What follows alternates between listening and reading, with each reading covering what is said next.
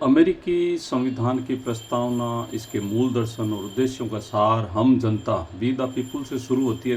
ऐतिहासिक रूप से 1787 के सम्मेलन के अंत में गवर्नर मोरिस द्वारा एक सारांश के रूप में लिखा गया, जो स्पष्ट करता है कि सत्ता का स्रोत जनता है, न कि कोई राजा। इसकी प्रमुख विशेषताओं में न्याय, घरेलू शांति, सामान्य कल्याण और स्वतंत्रता को सुनिश्चित करना शामिल है। गहराई से विश्लेषण करें, यद्यपि प्रस्तावना कोई सीधी कानूनी शक्ति प्रदान नहीं करती, यह सुप्रीम कोर्ट के लिए संविधान की व्याख्या करने हेतु एक मार्गदर्शक सिद्धांत के रूप में कार्य करती है। लोकतांत्रिक आकांक्षाओं का प्रतीक है, जो एक पूर्ण संघ के निर्माण और नागरिकों के अधिकारों की रक्षा के प्रति संस्थापकों की दृढ़ प्रतिज्ञा को दर्शाता है।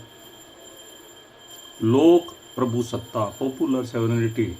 लोक प्रभुसत्ता अमेरिकी संविधान का सबसे मौलिक तत्व है, जिसका अर्थ है कि सरकार संपूर्ण शक्ति जनता से प्राप्त होती है। ऐतिहासिक विकास को देखें तो ब्रिटिश साम्राज्यवादी शासन और दिव्य अधिकार के सिद्धांत के खिलाफ एक क्रांतिकारी प्रतिक्रिया थी। संस्थापकों ने सोशल कॉन्ट्रैक्ट के दर्शन को अपनाया, जिसकी प्रमुख विशेषताओं में नियमित निष्पक्ष चुनाव, प्रतिनिधि सरकार का प्रावधान शामिल है। गहराई से विश्लेषण करने पर यह सिद्धांत न केवल प्रस्तावना में निहित है, बल्कि संविधान के विभिन्न अनुच्छेदों में भी प्रतिबिंबित होता है, जो हाउस ऑफ रिप्रेजेंटेटिव के सीधे चुनाव की मांग करता है। यह सुनिश्चित करता है कि सरकार जनता की सहमति पर आधारित हो। यद्यपि प्रारंभ में मतदान का अधिकार सीमित था, बाद में संशोधनों से सार्वभौमिक बनाकर इस तत्व को पूर्णता प्रदान की है। शक्तियों का पृथक्करण, separation of powers. Separation of power, शक्तियों का पृथक्करण अमेरिकी सरकार की संरचना का मूल स्तंभ है। सरकार को 3 स्वतंत्र शाखाओं, विधायी, कार्यपालिका और न्यायपालिका में विभाजित करता है। ऐतिहासिक रूप में फ्रांसीसी दार्शनिक मॉन्टेस्क्यू के सिद्धांत और सत्ता के केंद्रीकरण से उत्पन्न तानाशाही के भय से प्रेरित था। इसकी प्रमुख विशेषताएं संविधान के पहले 3 अनुच्छेदों को स्पष्ट अनुच्छेद, कांग्रेस को कानून बनाने का अनुच्छेद, राष्ट्रपति को उसे लागू करने का, और अनुच्छेद 3 संविधान को न्यायालयों की व्याख्या करने का अधिकार देता है। गहराई से विश्लेषण करें तो विभाजन केवल कार्यों को बांटता नहीं, बल्कि सुनिश्चित करता है कि कोई भी शाखा इतनी शक्तिशाली न हो जाए कि वह नागरिकों की स्वतंत्रता को खतरे में डाल सके, जिससे लोकतंत्र की नींव मजबूत होती है।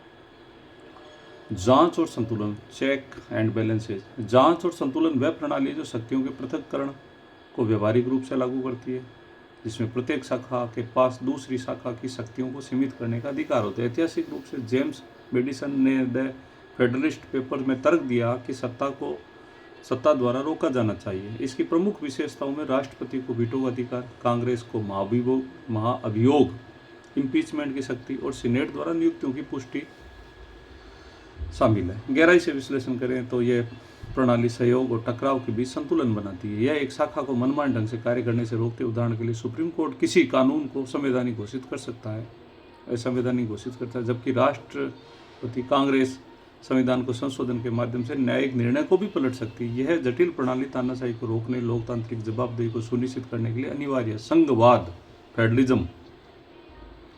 संघवाद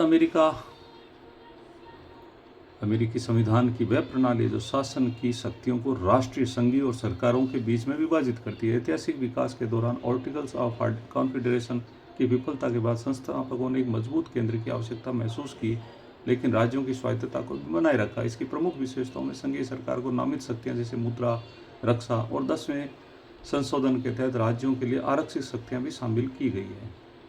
गहराई से देखा जाए तो संघवाद एक मरीन बेल की तरह, जो दोनों स्तरों पर सरकार की स्वतंत्र लेकिन समन्वय रखता है। यह स्थानीय आवश्यकताओं को संबोधित करने के लिए राज्यों को लचीलापन देता है, जबकि राष्ट्रीय एकता और सुरक्षा के लिए केंद्र को पर्याप्त शक्ति प्रदान करता है, जिससे एक विशाल देश को प्रभावी प्रशासन संभव हो जाता है। न्यायिक समीक्षा। न्यायिक समीक्षा वह शक्तिशाली सिद्धांत है जिसके तहत न्यायालय किसी भी विधायी या कार्यपालिका कार्रवाई को संविधान के विपरीत पाए जाने पर उसे रद्द कर सकते हैं। ऐतिहासिक रूप से संविधान के पाठ में स्पष्ट रूप से दर्ज नहीं, बल्कि 1803 में मार्बरी बनाम मेडिसन के ऐतिहासिक फैसले के मुख्य न्यायाधीश जॉन मार्शल द्वारा स्थापित की गई। इसकी प्रमुख विशेषता है कि सुप्रीम कोर्ट को संविधान का अंतिम व्याख्याकार बनाती है। गहराई से विश्लेषण करने पर यह तत्व लोकतांत्रिक बहुमत की उत्पीड़नकारी प्रवृत्तियों को रोकने में महत्वपूर्ण भूमिका निभाता है। यह सुनिश्चित करता है कि संविधान सर्वोच्च है, कोई भी कानून या सरकारी आदेश इसके मूलभूत सिद्धांतों का उल्लंघन नहीं कर पाता। ये न्यायपालिका को नागरिक अधिकारों और संवैधानिक मूल्यों को कठोर संरक्षक बनाता है। अधिकारों का बिल, मौलिक अधिकार, बिल ऑफ राइट्स। अधिकारों का बिल संविधान से पहले 10 संशोधनों को कहा जाता था जो नागरिकों की व्यक्तिगत स्वतंत्रता अधिकारों की रक्षा करता है। ऐतिहासिक विकास में एंटी फेडरलिस्टों ने संविधान की पुष्टिकरण की प्रक्रिया के दौरान एक मजबूत केंद्र द्वारा तानाशाही के डर से इसकी मांग की थी। जेम्स मेडिसन ने तैयार किया, जिसकी प्रमुख विशेषताओं ने अभिव्यक्ति, धर्म, प्रेस की स्वतंत्रता, उचित कानूनी प्रक्रिया, ड्यू प्रोसेस की गारंटी शामिल है। गहराई से देखा जाए तो ये तत्व अमेरिकी लोकतंत्र की आत्मा है। सरकार की शक्ति पर स्पष्ट सीमाएं रेखांकित करता है, सुनिश्चित करता है कि राज्य व्यक्ति के जीवन, स्वतंत्रता और संपत्ति को मनमानी ढंग से छीन न ले। समय के साथ सुप्रीम कोर्ट ने इन फैसलों से इन अधिकारों को राज्यों पर भी लागू किया, जिससे हर अमेरिकी के लिए अभेद कवच बन गया है। संशोधन प्रक्रिया, अमेंडमेंट प्रोसेस। संविधान संशोधन प्रक्रिया अनुच्छेद 5 में निहित है, जो संविधान को बदलने के नए प्रावधान जोड़ने का औपचारिक तरीका प्रदान करती है। ऐतिहासिक विकास में संस्थापक एक ऐसा संतुलन बनाना चाहते हैं जो दस्तावेज बहुत आसानी से बदलने से रोके जा सके, लेकिन भविष्य की आवश्यकताओं के लिए इसे पूरी तरह से कठोर भी न बना दे। इसकी मुख्य विशेषताएं, इसकी कठोरता है। किसी भी संशोधन के लिए कांग्रेस दोनों सदनों में 2/3 बहुमत से राज्यों के 3/4 अनुसमर्थन की आवश्यकता होती है। गहराई से विश्लेषण करें तो यह प्रक्रिया यह सुनिश्चित करती है कि केवल व्यापक, गहरा, राष्ट्रीय सर्वसम्मति वाले प्रस्ताव ही संविधान का हिस्सा बने। यदि इस कठोरता के कारण आधुनिक सुधारों को लागू करने में कठिनाई होती है, संविधान की स्थिरता और सर्वोच्चता बनाए रखने के लिए सुरक्षा कवच के रूप में कार्य करती है।